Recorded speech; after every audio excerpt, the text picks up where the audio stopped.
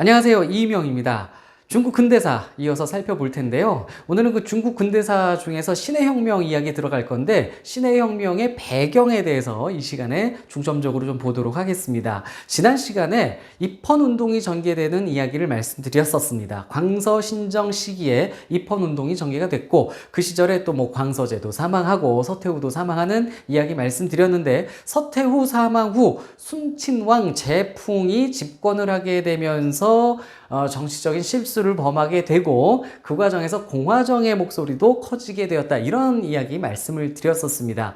그리고 지난 시간에 입헌운동을 주제로 말씀을 드리기는 했지만 그 과정에서 량치차오, 입헌운동을 전개하던 양치차오가 일본에서 혁명파, 공화주의를 주장하는 혁명파 순원과도 만나서 협력을 모색했었다. 뭐 그게 이루어지진 않았지만 모색을 했었다. 이런 말씀은 드렸었죠. 오늘 바로 그 순원의 이야기부터 출발을 해보도록 하겠습니다. 자, 일단 순원은요, 1866년 중국 가난한 소장농의 아들로 태어났고요. 형이 하와이에 노동자로 가서 일을 하고 있었습니다. 그래서 이 순원도 청소년 시기에 하와이에 가서 거기서 이제 공부를 하게 됩니다. 거기서 미국식, 서구식 교육을 받았고 그러다 보니 기독교에도 관심을 갖게 되고 또 서구 민주주의에 대해서도 관심을 갖게 되었던 겁니다. 그리고 광저우로 돌아왔어요. 중국 광저우에서 의수를 공부를 했고요. 의사 자격증까지 땄습니다. 그리고 그 지역에서 약국을 운영하면서 살았는데 그런데 당시 이 젊은 순원의 눈에 청나라는 엉망진창이었습니다. 1880년대 이미 청푸전쟁을 말아먹고 그 청푸전쟁을 처리를 잘 못하면서 많은 피해를 보고 있는 상황이었고 또 서구 열강에게 많은 이권을 침탈당하고 있었고 그 과정에서 서태후 정권은 정말 무능했고 정치가 엉망진창이었던 그 혼란기를 겪으면서 순원은 바로 그 만주족의 청나라에 대해서 몹시 부정적인 생각을 하게 된 겁니다. 심지어 순원은 서양 민주주의를 공부를 해본 그런 인물이었거든요. 그래서 뭐 그런 정치 사상도 갖고 있는데 워낙 중국 정치, 청나라의 이 중국 황제 지배 질서가 무능하고 혼란스러웠기 때문에 순원은 이 청나라, 만주족의 나라를 무너뜨리고 한족의 나라를 세워야겠다. 이런 혁명의 길로 나아가야겠다라는 마음을 품게 된 것 같습니다. 그래서 1894년에 하와이로 가서요. 당시는 청일전쟁이 전개가 되던 그런 시절이었는데 그때 그 혼란기를 겪으면서 결국에는 이제 혁명의 길로 나아가야겠다 이렇게 마음을 먹은 것이죠. 그래서 하와이에서 흥중회라는 단체를 조직하게 됩니다. 근데 이 흥중회라는 단체를 조직할 때만 해도 순원은 공화주의 국가를 만들어야겠다 이 정도 생각까지 간 거는 아니었던 것 같아요. 만주족의 청나라를 무너뜨리고 중국의 새로운 한족 중심의 나라를 만들어야겠다 이런 정도 생각을 했었던 것 같습니다. 그래서 1894년에 흥중회를 만들어서 청나라 붕괴를 위해 그 다음에 한족 민족 국가를 만들기 위한 그러한 운동을 시작을 했고요. 보다 본격적인 반청 운동을 하기 위해 1895년 중국 안에 들어옵니다. 그래서 홍콩 지방에서 흥중회를 다시 조직을 해요. 그때가 1895년이니까 청일전쟁 이제 그 패배하는 그런 상황이었습니다. 이때 흥중회를 조직하고 조직을 키워 나가요.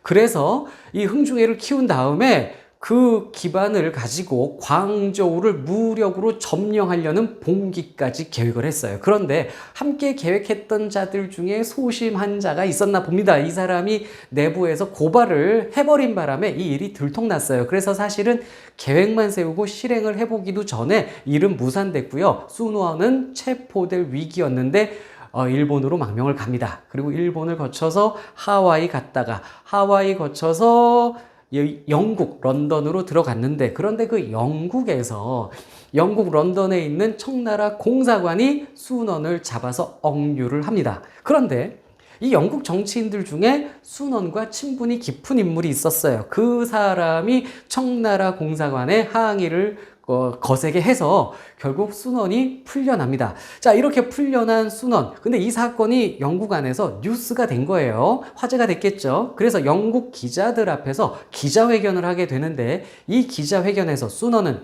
청나라의 정치에 대해서 맹렬하게 비판을 하게 된 겁니다. 자, 이러면서 영국 언론의 주목을 받게 됐고요. 이 서양인들 시선에서 이 순원은 중국 혁명의 어떤 새로운 리더, 젊은 리더인 것처럼 인식이 되게 된 겁니다. 그래서 국제사회에서 순원이 인지도가 올라가고 명성도 얻게 됩니다. 자, 순원이 국제사회에서, 서구사회에서 이렇게 인지도가 올라가니까 이 영국에 있는 청나라 공사관에서도 순원을 함부로 어찌할 수가 없는 상황까지 된 것이죠. 그래서 이 순원은 영국에서 한동안 머무르면서 거기서 서양식 민주주의 정치에 대해서 공부를 합니다. 물론 당시 영국은 입헌군주제 국가였지만 서양식 민주주의, 미국에 대한 또 민주주의를 거기서 공부를 하면서 공화주의에 대한 사상이 이때부터 싹 튼 것은 아닌가, 이렇게 또 추정을 해볼 수도 있습니다. 이후 일본에서 또 잠시 생활을 하다가 일본을 거쳐서 중국 남부에 들어오게 되는데요. 자, 순원이 중국으로 돌아온 시점이 1900년이었습니다. 의화단 운동이 한창이던 그 시절에 중국 남부에 들어와서 새로운 또 혁명 운동을 위한 운동을 전개를 해 나가게 되는데, 이때 순원이 영국 총독, 홍콩에 있는 영국 총독, 그 다음에 대만에 있는 일본 총독과 접촉을 하고요. 이홍장과도 손을 잡고 청나라, 만주족의 청나라를 무너뜨리고 이홍장을 황제로 하는 새로운 나라를 만들려는 봉기를 계획을 합니다. 이때 이들의 도움으로 인해서 이렇게 여러 영국 또 일본 손잡았잖아요. 이들과 손잡고 2만 명이나 되는 병력 세력을 또 만들어냈어요. 그래서 휘저우에서 봉기를 하고 청나라 정부를 전복시키려고 했는데, 이 일도 도움을 주기로 했던 세력들의 지원이 원활하게 이루어지지 않으면서 결국 실패로 끝나고 말았습니다. 자, 근데 제가 이홍장을 황제로 하는 나라를 세워보려고 했다, 이렇게 말씀을 드렸죠. 그러니까 이 1900년까지만 해도 순원은 아직도 공화정까지 생각이 간 건 아니었던 것 같아요. 이홍장을 황제로 하는 그런 황제 중심의 국가, 그러니까 만주족의 나라를 무너뜨리는 게 목적이고, 만주족의 나라를 무너뜨리고 한족의 국가를 세우는 것이 당시까지만 해도 그것이 목적이었지, 공화정까지 이렇게 추진되는 상황은 아니었던 것 같습니다. 아무튼 이 일을 실패하고 또다시 망명길로 가요. 그래서 일본에서 또 생활을 하게 되는데, 이렇게 망명을 다니는 이 기간에 바로 일본에서 순원이 량치차오를 만났던 거예요. 그리고 지난 시간에도 언급을 해드렸지만, 량치차오와 순원은 어떤 협력을 모색을 해보려고 했는데, 량치차오는 입헌파, 그 다음에 순원은 이때 당시 혁명파, 또 공화정을 추구하고 또 무장 봉기를 통해서 청나라를 무너뜨리려고 하고 있었거든요. 근데 이 량치차오는 입헌 군주제, 즉 청나라의 군주는 유지하려고 했었던 겁니다. 그래서 청나라를 유지하고 입헌 군주제 개혁을 하려고 했었고, 량치차오는 이 과격한 무장 봉기에 대해서는 부정적으로 생각을 하고 있었어요. 또 이 량치차오의 스승인 캉유웨이도 그런 부분에 대해서 부정적으로 보고 있었기 때문에 결국 이 량치차오와 순원의 협력은 무산됩니다. 아무튼 그런데 이 시절 휘저우에서 이홍장을 앞세워서 청나라를 무너뜨리려는 그 봉기를 실패한 이후부터 순원은 본격적으로 공화주의 운동에 참여하는, 공화정을 주장하는 그러한 모습으로 나아가게 됩니다. 그런데 이때 순원 말고도 중국 안에서 청나라를 무너뜨리려는 혁명운동을 전개하는 세력들은 많이 있었습니다. 그리고 그 중에 일부는 공화정을 주장하는 사람들도 많이 있었어요. 그래서 순원 외에도 당시 청나라에서는 당시 이 공화정을 주장하고 청나라 붕괴를 주장하는 그러한 그 의견이 실린 잡지책들이 나오기도 했었습니다. 그러면 그런 잡지책들을 청나라 정부는 다 폐간시켜 버렸습니다. 그리고 이 잡지책뿐만 아니라 여러 단체들이 만들어져서 청나라 붕괴를 위한 혁명운동을 전개하고 공화정을 부르짖는 경우도 있었는데요. 대표적인 단체가 화흥회, 그리고 광복회, 이런 단체들이 있었는데요. 화흥회는요, 일본 유학생들이 중심이 돼서 후난성에서 만들어졌습니다. 그리고 후난성 지역에서 중점적으로 혁명운동을 전개를 했었습니다. 그리고 광복회는 상하이에서 만들어졌고요. 그 지역을 중심으로 혁명운동을 했는데 민족주의적 색채를 강하게 띠고 청나라 황실을 붕괴시키려는 그런 운동을 전개했습니다. 자, 이렇게 여러 단체들이 만들어지게 되자 일본에 있던 순원이 나서게 됩니다. 이렇게 여러 단체가 있는데 혁명을 온전히 이루어내기 위해서 청나라를 완전히 붕괴시키고 공화정을 만들기 위해선 힘을 합칠 필요가 있겠다 이렇게 생각을 한 것이죠. 그래서 순원이 중심이 돼서 순원의 흥중회, 그 다음에 앞서 말씀드린 화흥회, 광복회 등이 손을 잡고 합치게 됩니다. 이렇게 탄생한 조직이 중국혁명동맹회라는 단체고요. 1905년 도쿄에서 출범을 하게 됩니다. 본부는 도쿄였지만 중국 안에 상하이, 충칭, 홍콩 등의 지부를 만들게 되고요. 그 다음에 뭐 하와이, 샌프란시스코 등 해외 지부까지 만들면서 활발하게 혁명 준비를 위한 활동을 전개해 나가게 됩니다. 기관지로서 민보라는 그러한 그 기관지를 발행을 했는데 이러한 기관지를 통해서 중국혁명동맹회의 이념을 밝히기도 합니다. 이 중국혁명동맹회의 핵심 이념이 삼민주의입니다. 우리가 학교에서 순원을 배울 때 기본적으로 삼민주의 이런 거 많이 배우는데 자, 이 삼민주의라는 것은요, 민족, 민권, 민생, 즉 민민민, 삼민주의입니다. 순원이 얘기하는 이 삼민주의 중에 민족주의는 뭐냐면요, 만주족의 청나라 무너뜨리고 한족의 민족국가를 만들겠다. 이것이 바로 민족주의입니다. 그 다음에 민권. 이 순원이 얘기하는 민권은 뭐냐면요, 국민의 권리잖아요. 말 그대로 국민의 권리인데 여러 가지 국민의 권리 중에서도 순원이 강조하는 건 바로 참정권. 국민이 정치에 참여할 수 있는 권리. 자, 국민이 정치에 참여한다? 공화정만큼 그게 잘 보장되는 정치제도는 없죠. 그래서 이 공화정을 만들겠다. 이런 이념이 담겨 있는 겁니다. 그래서 순원은 딱 그 삼민주의 중에 민족주의, 민권 요 두 개만 놓고 보면 청나라 왕조 무너뜨리고 한족의 공화국을 만들어 보자. 이것이 순원의 핵심인 겁니다. 그 다음에 삼민주의 중에 마지막 민생의 안정을 추구하는 것이죠. 그래서 청나라 왕조 무너뜨리고 중국 한족의 공화국 만들고 민생이 안정된 그런 나라를 만들어 보겠다. 그런 혁명을 해보겠다. 이것이 바로 중국혁명동맹회에서 밝힌 삼민주의의 핵심 내용이다. 이렇게 볼 수 있습니다. 자, 이 외에도 군자금을 모금하고요. 혁명운동을 하기 위한 세력, 군대 확장 이런 것을 꾀해서 전개를 해 나가게 됩니다. 그래서 이 중국혁명동맹회는요. 군대 키워서 무장봉기해서 청나라 왕조 무너뜨리는 그러한 혁명을 추구해 나가게 되는데 실제로 봉기를 여러 차례 합니다. 1906년부터 1911년까지 여러 차례에 걸쳐서 이곳저곳에서 봉기를 해요. 무장 봉기를 했는데 그런데 안타깝게도 다 실패해요. 1911년 4월까지 봉기를 하고도 다 실패를 했었습니다. 뭐 사전에 실패한 것도 있고 봉기했다가 청나라 정부에 의해 진압되는 사건들도 있었습니다. 자, 이렇게 1911년까지 왔습니다. 1911년 10월 이제 신해혁명이 일어나게 되는데 자, 그러면 1911년 그 신해혁명 직전의 상황이 어땠는지 좀 말씀을 드릴게요.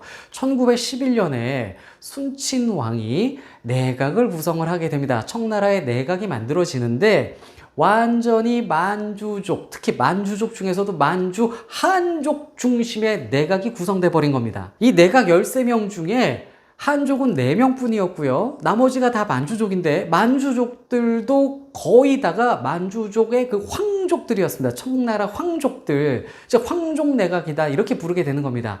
내각이 이렇게 구성되니까 당시 중국의 한족들은 이 청나라 황실에 대해서 엄청나게 불만을 더 키울 수밖에 없었습니다. 불만이 굉장히 커진 상황이었고 이때 1911년 4월에 그 중국혁명동맹회에서 봉기를 한 번 더 일으켰었던 거예요. 물론 이것은 이제 실패로 끝났는데 중국 국민들을 더 화나게 하는 사건들이 이후 더 전개가 됩니다. 그게 뭐냐면요. 바로 민간 철도 국유화 작업이었습니다. 청나라 황실이 철도를 국유화한다는 거예요. 그럼 여기서 이제 청나라 철도에 대해서 말씀을 좀 드려보도록 하겠습니다. 이 청나라가 철도를 만들어 가는데 1880년대부터 철도를 이렇게 만들어 가거든요.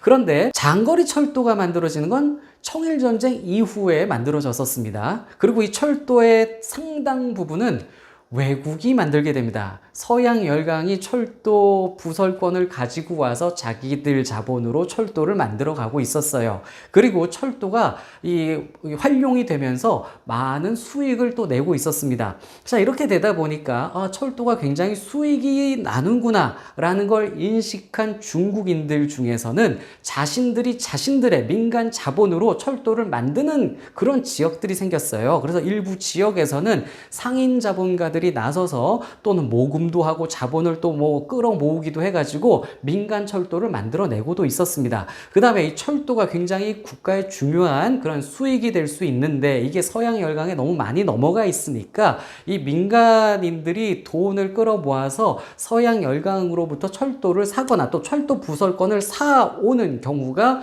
있었습니다. 그래서 상당히 많은 부분의 민간 철도, 민영 철도가 이루어지고 있었어요. 이것은 물론 이 자본을 끌어들인 사람들이 철도를 통해서 자신들도 돈 벌 생각을 한 것이기도 하고 또는 이 서양 열강에 넘어가는 이권을 지키고자 했었던 것도 있습니다. 그래서 이게 서양 열강에 넘어가는 철도를 지킨다는 그러한 운동 차원에서 진행이 되는 부분이 상당히 있었기 때문에 상인 자본가들, 대자본가들 말고도 사람들이 여기에 투자하고 성금하는 그러한 사람들도 꽤나 많이 있었습니다. 이렇게 국민들의 염원 속에서 민간 철도가 상당 부분 확보가 돼 있었던 상황인데 그런데 당시 청나라 정부가 이 민간 철도를 국유화한다는 겁니다. 국유화해서 이 철도를 담보로 차관들을 끌어들이겠다, 외국 자본을 끌어들이겠다 이런 거였습니다. 자, 그런데 어찌 보면 당시 청나라 황실의 그 상황에서 현실적으로, 실리적으로 철도를 가지고 차관을 도입하는 건 필요했을 수도 있습니다. 그런데 국민들 눈에 저런 식으로 철도가 서양에게 넘어간다면 저놈의 청나라 황실은 저 철도를 수십 년이 지나도 못 찾아올 것 같거든요. 철도의 이권은 그냥 열강으로 완전히 넘어가 버릴 것만 같거든요.